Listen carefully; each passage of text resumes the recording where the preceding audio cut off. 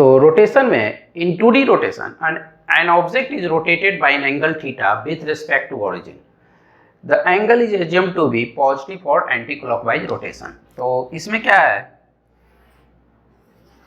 ये x axis ये y axis, मान लेते कोई पॉइंट P है OP, ये एंगल फाई x एक्सिस के साथ बना रहा है और ये इसका कोऑर्डिनेट है xy। जब पॉइंट P रोटेट होकर, जब ये पॉइंट P को हम इस जगह पर लिखेंगे P डैश, तो न्यू कोऑर्डिनेट प्राप्त होता है x डैश y डैश। तो OP एंगल ये क्या है, थीटा एंगल से रोटेट हुआ, OP को रोटेट किए OP डैश प्राप्त हुआ। अब यहाँ देखते हैं पहले OP के बारे में। तो here OP equal to OP dash, ये दोनों वैल्यू सिमिलर है क्योंकि जब ये रोटेट होता है तो लेंथ में कोई भी चेंजिंग नहीं आता है। तो सबसे पहले हम इस डायग्राम को यहाँ बनाते हैं x y, ये पॉइंट P x y है, ये O है, तो ये एंगल फाई, इसको यहाँ से ड्रॉ कर देते हैं, मान लेते हैं ये पॉइंट M है। तो ये दूरी x, इसका कोऑर्डिनेट x y है, तो ये OM x हो जाएगा और PM y हो जाएगा। तो cos phi equal to x divide OP और x is equal to OP cos phi. Cos base divide hypotenuse. इसी प्रकार से sine phi equal to y divide OP और y is equal to OP sine phi, ये मेरे पास प्राप्त हुआ। इस बड़े ट्रायंगल अब आते हैं OP डैश के लिए। यदि OP डैश के लिए देखा जाए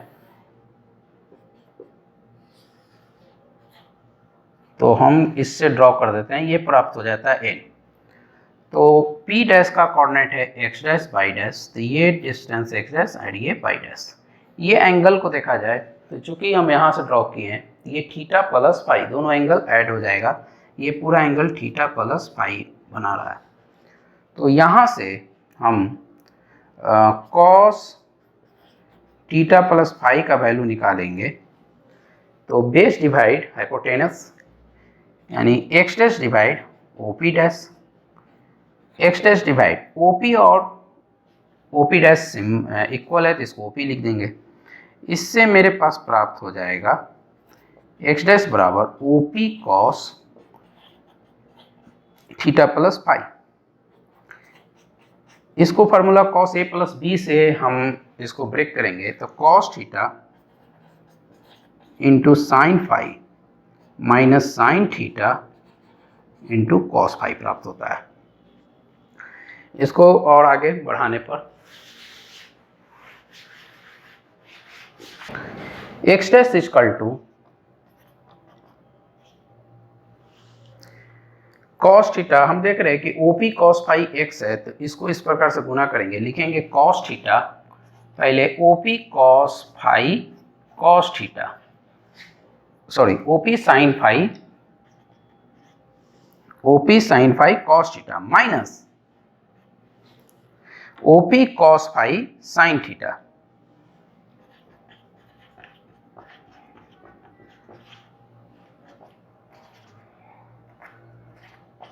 x डैश इस प्रकार से लिखने का कारण है,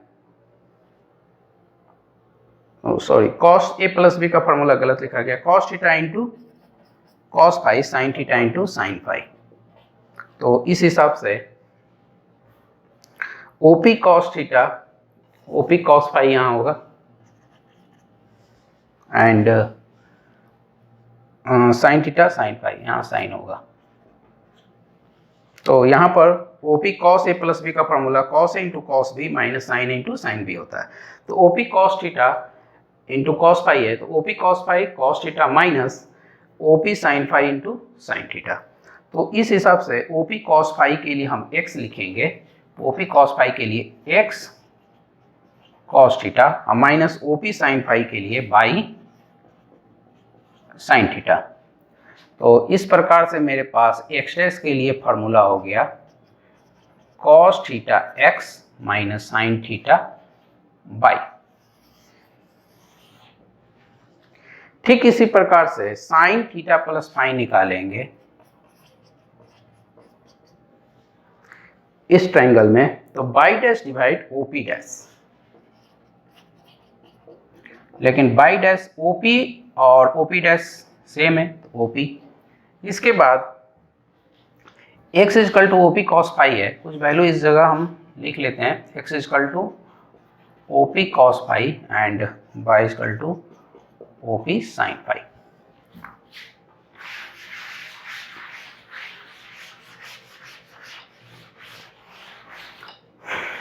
और y dash is equal to OP sine theta plus phi. OP sine के फॉर्मूला के अनुसार sine A into cos phi, sine theta into cos phi plus cos theta into sine phi. Sine A plus B का formula इस प्रकार से होता है। तो हम इसको इस प्रकार से गुणा करेंगे, OP cos phi sine theta plus OP sine phi cos theta. OP cos phi के लिए हम लिखेंगे x plus OP sine phi के लिए लिखेंगे y कॉस थीटा। तो y डैश बराबर हो गया sine theta into x plus cos theta into y। तो मेरे पास x डैश और y डैश का वैल्यू प्राप्त हो गया। तो अब इस चीज को हम कोऑर्डिनेट सिस्टम में मैट्रिक्स के फॉर्म में लिखेंगे। मैट्रिक्स फॉर्म में लिखने से पहले हम दोनों वैल्यू को एक जगह लिख लेते हैं। तो मेरे पास है x dash is equal to cos theta x minus sine theta y and y dash is equal to sine theta x plus cos theta y।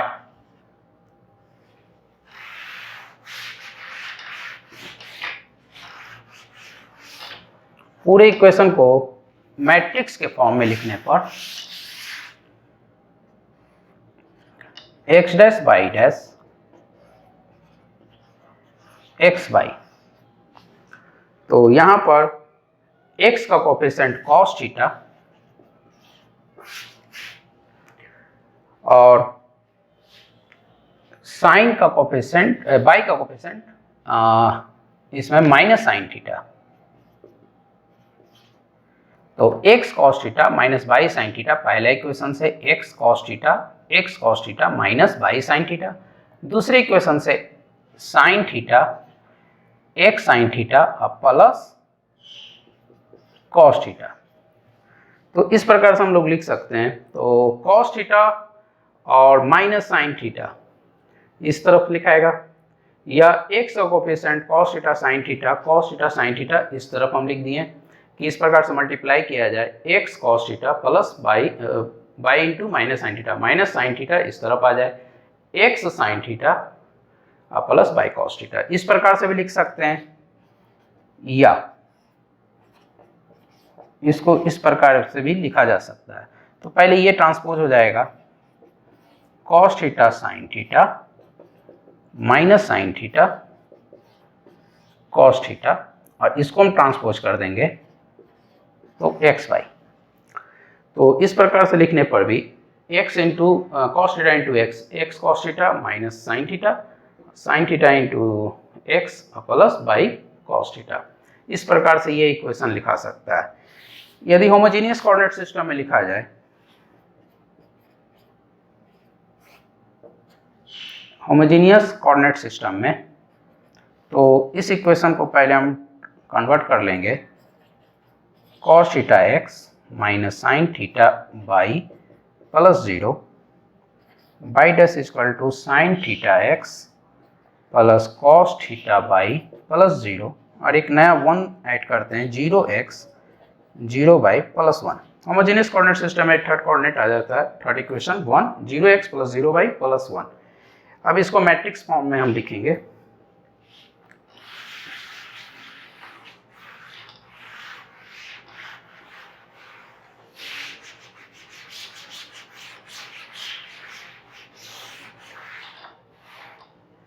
Matrix form में लिखने के लिए x dash y dash 1, new coordinate system, old coordinate system, rotation matrix के लिए।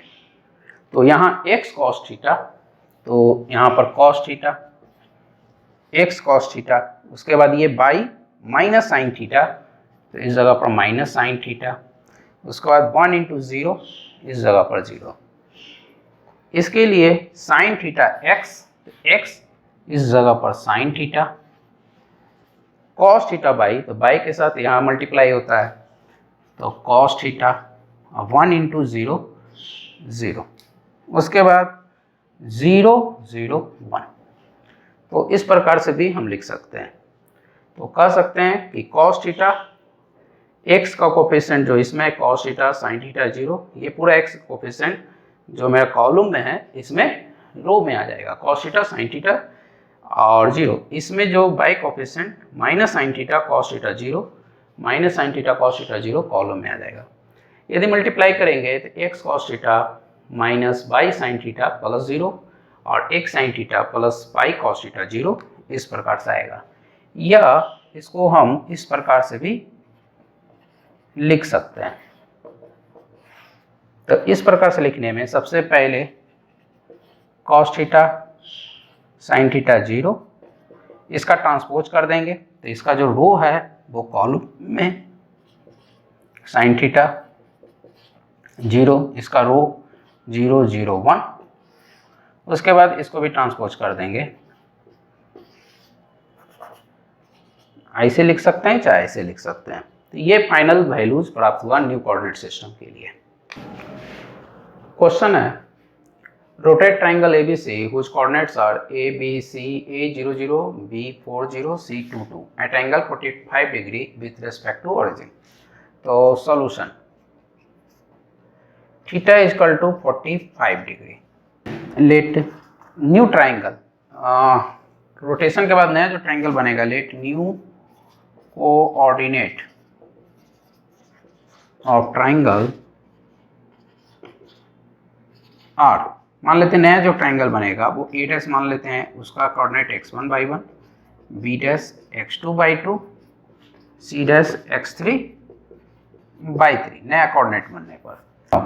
तो सबसे पहले new coordinate system x1 y 1 1, x2 y 2 1, x3 y 3 1, इस प्रकार से हम ले लिए new, equal to old. Old मेरा दिया हुआ है 0 0, होमोजीनियस के लिए एक एक्स्ट्रा 1 लिया जाता है, B401 2 2 1। इसके बाद rotational matrix cos theta plus, तो cos थीटा के जगह पर यहाँ 45 degree, sin 45 degree and 1, cos 45 and 0 value 0। इसके बाद minus sin 45 degree, cos 45 degree, ये 0 0 0 1, ये रोटेशनल मैट्रिक्स इस प्रकार से आया था। तो cos 45 डिग्री का वैल्यू 1/√2 होता है, तो इसको लिखने से पहले मल्टीप्लाई कर लेते हैं। तो ये मल्टीप्लिकेशन कुछ इस प्रकार से होगा, 0 into cos 45 degree 0 plus 0 into sine 45 degree 0, 1 into 0, यानी फाइनल वैल्यू ये 0। इसके बाद इसको इसके साथ गुना किए, इसके साथ गुना किए, ये भी 0 आएगा, और फाइनल ये 0, ये वैल्यू 0 और ये 1। इसी प्रकार से 4 cos 45 डिग्री, तो 4 cos 45 डिग्री का वैल्यू 1/√2। इसके बाद 0 इंटू ये वैल्यू 0, 1 इंटू 0 0। 4 sin 45 डिग्री, तो इसका value 1/√2, sin 45 degree 1/√2, 0 into cos 45 degree 0, 1 into 0 0। इसके बाद 2 इंटू 0 0, 2 इंटू 0 0, 1 इंटू 1। इसके बाद इसको फिर करेंगे, यानी इस पूरे को इसके साथ हम लोग किए, तो यहाँ पर 2 into cos 45 degree, 2 into sine 45 degree और 1, तो 2 इंटू 2 कॉस 45 डिग्री 2/√2, चूँकि 45 डिग्री होता है, और 2 इंटू 2/√2 और 1 इंटू 0 0। इसके बाद 2 sine 45 degree 2/√2 plus 2 into cos 45 degree 2/√2 और 1 इंटू 0 0। इसके बाद 2 इंटू 0 0, 2 इंटू 0 0 और 1 इंटू 1 1, यानी मेरा न्यू कोऑर्डिनेट सिस्टम ये प्राप्त हुआ है। इसको सॉल्व करेंगे तो मेरे पास आगे होगा, सॉल्व करने के बाद old new coordinate system x1 by 1 1, x2 by 2 1, x3 by 3 1, और मेरे पास प्राप्त हुआ 0 0 1 4/√2। तो 4/√2 को हम लिख देंगे 4/√2 4/√2 1। इसका वैल्यू एवल्यूट करने के बाद 0, ये हो जाएगा 2 + 2 यानी 4/√2 1। तो मेरे पास इस प्रकार से प्राप्त होता है कोऑर्डिनेट सिस्टम, यानी x1 by 1 का वैल्यू जो प्राप्त हुआ 0 0, x1 by 1 0 0, x2 by 2 4/√2 4/√2, x3 by 3 0 और 4/√2।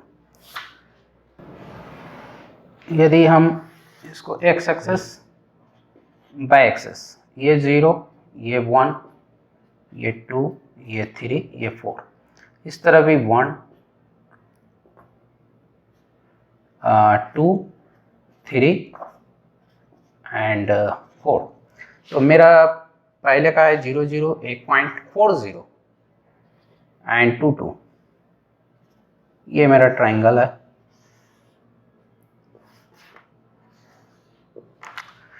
इसके बाद बिफोर रोटेशन,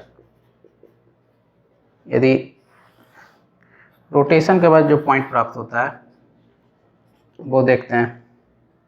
0, ये 1, ये 2, ये 3, ये 4, इस तरफ 1 2 3 4। तो मेरे पास प्राप्त हुआ 0 0, ये पॉइंट 4/√2 4/√2 तो 4/√2 के लिए हम लोग 4/√2 को एवल्यूट करेंगे तो 2 इंटू 2/√2, यानी ये वैल्यू 2√2 प्राप्त होता है। इससे कैंसिल करेंगे तो 2 इंटू √2 का वैल्यू 1.41, यानी 2.82। तो इसका वैल्यू 2.82, तो मान लेते 2.8 इस तरफ है और 2.8 यहाँ है, तो ये वैल्यू हो गया 2.82। इसके बाद नेक्स्ट वैल्यू है 0 4/√2, तो 0 और 4/√2 4 है, 4/√2 2.82, तो 2.82, तो x कोऑर्डिनेट 0 तो 2.82 लगभग ये प्राप्त होगा। तो मेरा जो हो गया कुछ इस प्रकार से आएगा।